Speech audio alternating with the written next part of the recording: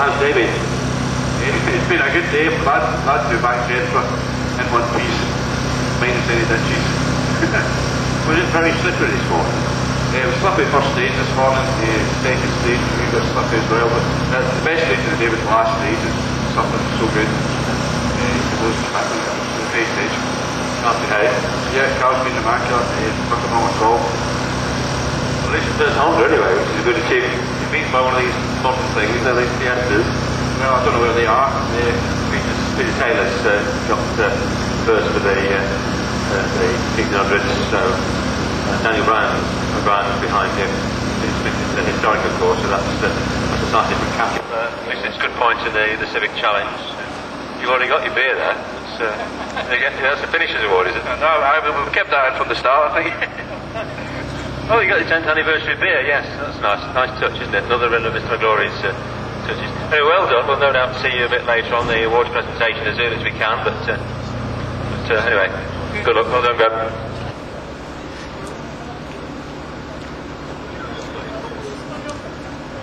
Many Hondas and we get finished with this bottle. Oh, I don't get more of that. I think it's running as well.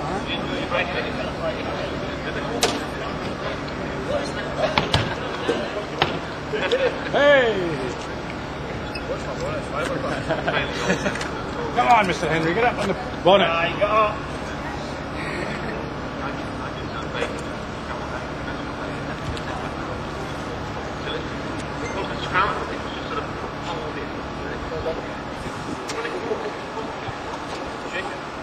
I'm aiming for the thing.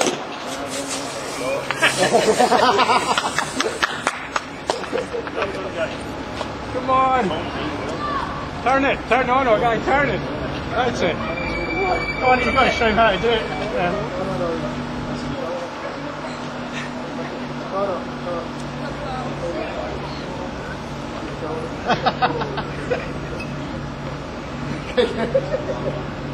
I told you to buy dearer stuff. Well, we got some more results in now, and unfortunately it looks as though Steve Bannister, well, he got back on the road again.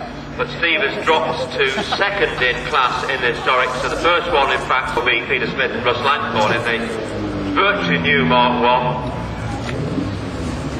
Thank you. Come on, definitely. Historics will... Right, here we are at the end of the Brick and Steel, 2011 Brick and Steel Border Counties Rally. We've got the winners of the Civic Ecosse Challenge, Graham Shoneville and Michael Henry. Get there yet. So, just a couple of questions for you. Graham, this is the first round of the new year of the championship, and this morning you were pretty optimistic when you started. How is the day gone? Yeah, days went absolutely fantastically. Just how we wanted it to go. After the pretty poor performance in the Snowman Rally and the Scottish Championship, just a wee bit too excited coming out the traps and went off. So to come here today, it's always hard because you're scared of doing the same again. So I kind of approached the first stage. The second stage, a big stage, picked up the pace a wee bit more there and just tried to build on what we'd done in the first stage. 3 and 4, again, fantastic. And the fourth stage was probably my favourite of the day for myself and Michael. The fans out on the stage as well, and they're always complimentary of the Honda engine. It sounds fantastic. And it just rounded off a great day. So to go back to Jedburgh, first in class in the Civics, second in the class and the Scottish Championship was an absolutely fantastic result for us. Start of the new season, but there's been a lot of work going on over the winter. I mean, the car's looking immaculate. So do you want to just give us a quick rundown on what you've taken to make this year's championship so strong for you? And yeah, we've done a lot of work over the winter, just trying to develop the car and each aspect of it. Mainly weight saving. We felt the car was too heavy last year. We went down the road of a different engine, slightly more power standard. We've done a fair bit of testing as well for the car, just to get used to the way it moves about with the hand-cooked tyres, which have, to be fair, they've been fantastic. Today they just put them to the back of our head because we know they perform. So it makes the whole job easier for us. Michael, This is a new pairing for this year, new team up with Graham. After the first event, what are your thoughts on the way forward after the events of today? Yeah, today was great. Encouraging result. Built the pace up over the stages as it got on. Great time in the car together and just building up experience with each other. And can't fault his performance. It was really good, committed. Hopefully the year will continue in the same way and more wins.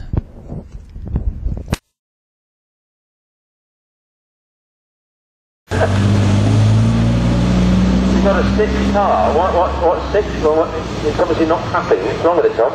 No, last two stages, alternator's gone and I had to drive blind in the last two stages. No intercom, nothing. So, nightmare. What was it? Game of two halves, yeah. First half was excellent, second half really frustrating because I think we were doing pretty well. But yeah, it was a bit of peace to the car for the wife, I suppose. No niggling in the left ear, though, is it? No, I don't niggle to the wife in the last two. There was one being done by sort of sign language. No, I was just ignored her and concentrated where I was driving. Why change how it will look? Ah, well, that's it. Well, you got it back in more. The champagne frame, I don't see that through the other way around, actually. Well, the new car got him back in one piece. You still got your hat on, any particular reason? What's next for you, off the bar? What's any month's time? Soon come round. There you are. Rubbish driver the first two stages.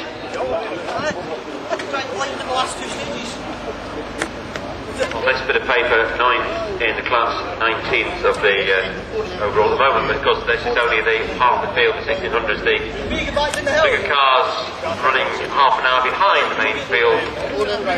Bogey is the lead of that at the moment.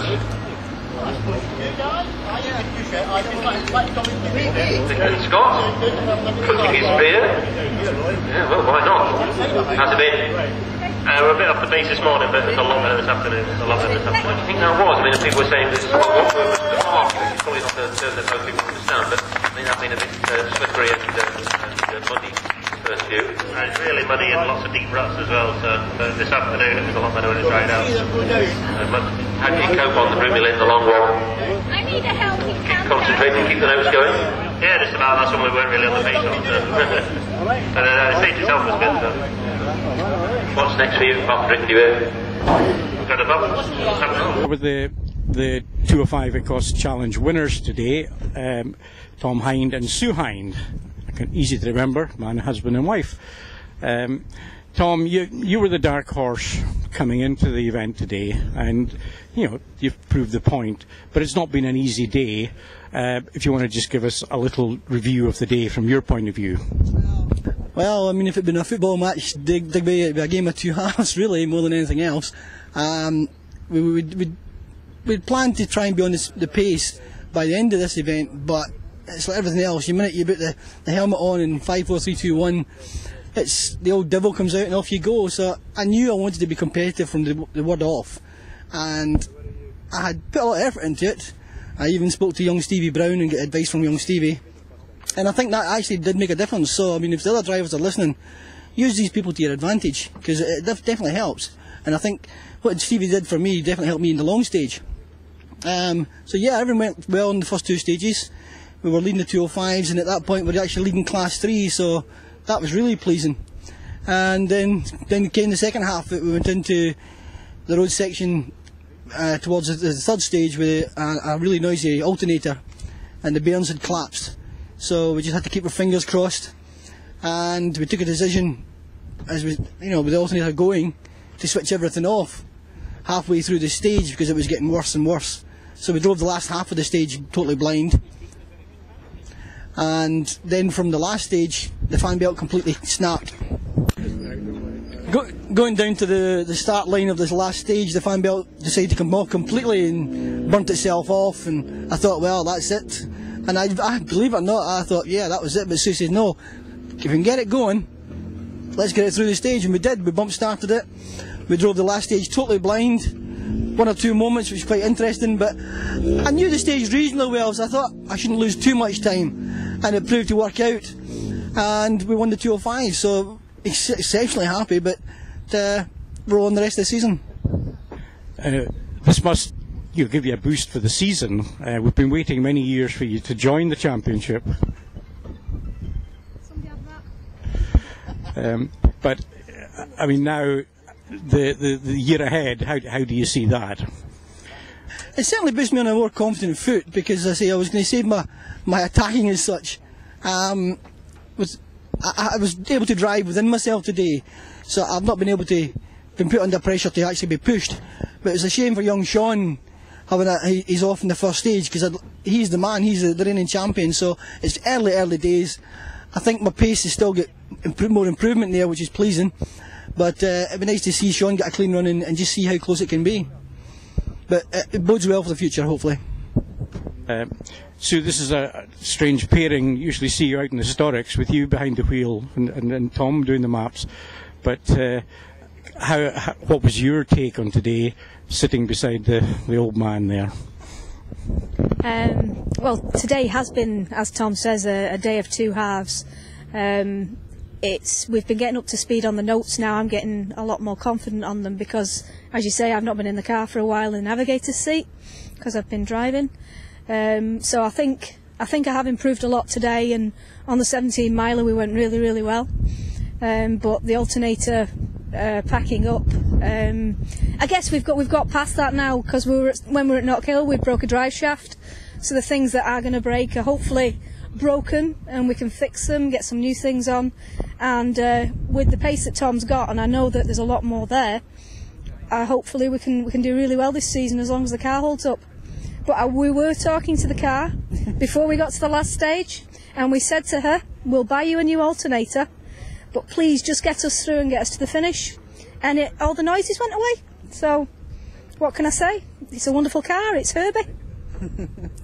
That's all fine, Sue, but can you explain to me who is Pan and who is Tinkerbell?